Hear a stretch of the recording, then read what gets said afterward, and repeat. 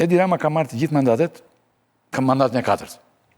Dhe sot zotron pushtet thuajse absolut, realisht.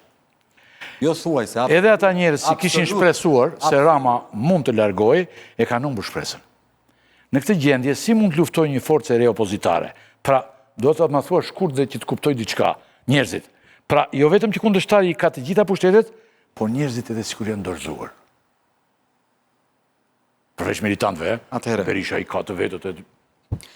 Po, është e vërtet që sigurisht njerëzit pësojnë njëoj stepje në momentin që një rezultati tiu merret në zgjedhje nga partia në pushtet, por nga ana tjetër njerëzit e dinë të vërtetën. E dinë në çdo lagje, e dinë në çdo fshat, në çdo qytet, e dinë çfarë është bërë në këto zgjedhje. Dhe ju thoni ai është në pikën e një pushteti absolut. Po, unë jam dakord me ju, por pas majës së malit gjithmonë fillon të pjeta. Tani ishte edhe një tjetër aty në Nepal. Ishte një aty. Një parti aty dhe një lider i madh që e udhëhiqte me lavdi Nepalin. Qartë. Po, për 72 orë, pati ju çfarë ndodhi atje? Jo. Tani, atje as mendoj fare ajo që ndodhi. Tani, mjerë ata që nuk e kuptojnë që jeta është stafet, e që nuk kuptojnë që në një moment duhet t'i lëmë vëndin një brezi tjetër, edhe vëndit të eci për para dhe të avancoj një ide me radhe me radhe. Kështu që aty ku nata është me errët, unë e them gjithmonë këtë, nisë të dalë dielli i ri. Nuk ka pas natë të përjetshme, unë nuk ditë këtë pas të një natë që ka zgjatë përjetësisht. Ndodhë një moment saktuar. Ne kemi detyrën të punojmë në këtë drejtim. Po, se që mendoni ju, se e kam të letun që ndodhi kjo, me gjithë këto dert e tradhtia? Jo, më nuk më vjen fare mirë mua. Por, njerëzit duhet vlerësojnë. Ky Adriatiku çfarë bëri? Doli Mallkoi? Jo. U dorëzua? Jo. Ndali? Jo. Gjithë beharin, takim, qytet më qytet, e komun më komun, me njerëzit që na kanë mbështet. Dhe kanë bërë, dhe po bëjmë turin më të gjatë falënderimeve të një partie politike, kemi 4 muaj tur falënderim. Një nga problemet që ka opozita klasike, pra Partia Demokratike, është që shpesh i ka ndërthuar interesat e veta me të njëjtat individë që mbajnë Edi Ramën në pushtet dhe rëndom quhen oligark. Bile fjalën oligark e kanë shpikur opozita klasike. Por, po ta vësh re, në emisionin tim të paktën, ata nuk denonsojnë këtë oligark, nuk thonë asnjë emër. Dhe disa prej aferave më të mëdha, ju a jeni ndryshe nga këta? A flisni dot për këta që këtë i quajnë oligark? Si s'flasun, unë si aktivist kam marrë deri këtu duke thënë të vërtetën. Po kur flisja unë për bankers petroliumi, për këto oligarki të madhe. Pas sa e kam këtë pyetje. Për bankers. Folun për bankers petroliumi. Jo, te këta që quhen i vetmi që flisje ishe ti përveç meje. Është kështu apo jo? Po.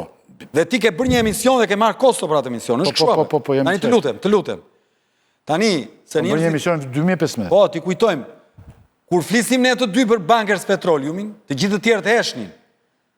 Dhe ku në 2017-ën, unë Adriatik Lapaj, më falë që po flasë me unë, po është e vërteta, me disa kolegë të tjerë, kemi udhëheq një fshat të tërë, Zharzën, në Këmbë, nga Zharza, dhe në Tiranë, 136 km, kemi fjetur një javë të Ministria e Ekonomisë, deri sa qeveria miratoi 2 vendime, një 5.1 miliard lek dëmë shpërblime për banorët e Zharzës, 2, tani përveç bankersit... Talimin e operacioneve me frejtë. Jemi okej, përveç bankersit, ta oligarkët e tjerë me emër, do t'i përdorni ju? Dale, mërzët. Jo. Me emër, po. Hape Facebookun tim dhe shikoj statusin që kam bëruna për ujnë e banorve të Dukatit. Kur shkuan aty nga i resorti atje Matan Malit, dhe vajtën dhe amorën. Por... Kush e mori? Se se dini ju kush e mori. Jo, nuk e mbajmend, se këtu gjithë ujrat i kanë vetës. Tentuan. Nuk e morën dot. Tentuan. Po kush ishte? Grikosti, pra ndej. Tentuan. Se zama, po. Tentuan, pra. E kam bërë unë, e ke hape, gje statusin vjetë në këtë ko paka shumë, dhe e kam bërë. Të lutem. Por unë kam një standart. Këshu e besoj, mund ta kem gabim. Unë në politik nuk kam hyrë për të bërë njeri i cili meret me oafe, apo meret me gjoba, apo meret... Jo. Jo, të lutem. Jo, po jemi qartë për... Unë në politik kam hyrë për të mbajtë standartin, sepse nëse ne do të hymë, dalim nga parimi, lista e atyre që i kanë hyrë në hak publikës në këtë vënd, është të paktën 1.000 nga këta biznesmen të mëdhenj. Të paktën 1.000. Dhe po dole ti thuash 1/1, pra s'merresh me kauzën, po merresh me emrin, Se janë 1.000, po di. mbi 1.000. Po kam mbaru pas e ky vend. Fare. Po jo më këshu është e vërteta, s'do ti tani. Në çdo cep të Shqipërisë ke nga një shushunj që e ka marrë nga një gjithë pa drejt. Tani kjo është e vërteta, ti e di më mirë se unë. Jo, gjithë pa drejt po, Po, tani, është po dole, në konceptin grek apo rus, për shembull që themi ne tani. Më le të ketë marrë. Është njeriu që ka pushtetet, Tash bëj të vërtetën unë, kjo është e që vërtetë. detyron dhe pushtetin. Tash bëj të vërtetën. Bëj ligje. Kjo është e vërteta. Okej. Ajo që po Jo, them nuk po them jo. Po dole të merresh me gjuhë e ti njerëzish, do merresh me emra, nxirri 1.000 zotëri. Jo me njërin andej dhe njërin këtej. Unë merrem me parimin. Pse? Sepse unë kam një tezë timen, do më ndjekësh tani? Jo, jemi qartë. Kam një qasje timen. Cila është filozofia që unë besoj? Unë besoj që shumica e biznesmenëve të mëdhenj në këtë vend, ata që ne quajmë më të mëdhenj dhe shpesh oligark, janë prestanome. Janë njerëz të cilët nuk janë aty si pasojë e pasurisë. Domethënë Janë përfaqësues të pasurisë së politikanëve të Një këtij vendi. pjesë e mirë, kështu besoj dhe unë. Dhe unë të them që pronarët real të kompanive më të mëdha të këtij vendi janë politikanët e 34 viteve.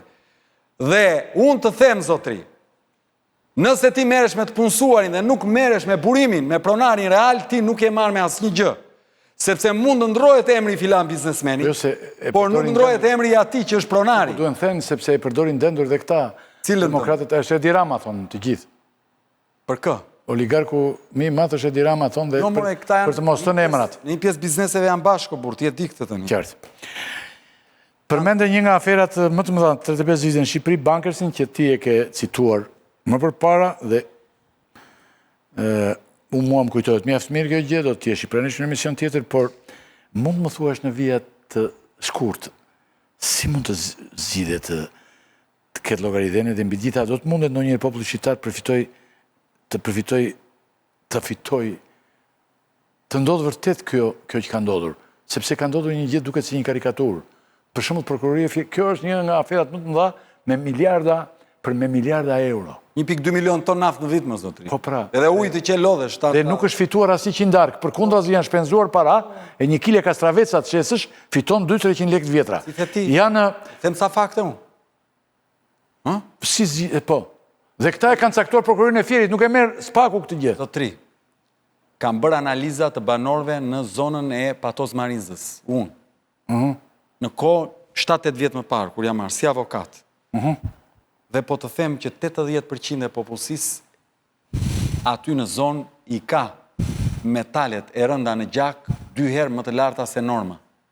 Për shkak të industrisë naftënxjerrëse që Shqipërisë në këto 25 vitet e fundit i ka lënë vetëm ndotje, mjerim dhe sëmundje. Dhe ju thoni Bankersi, doni ju të them unë ca të tjera, mërë zotri, se marrin vetëm naftën. I kam me fakte nga AKPN-ja, ka marrë shkresa, i kam thënë dhe po i them dhe këtu.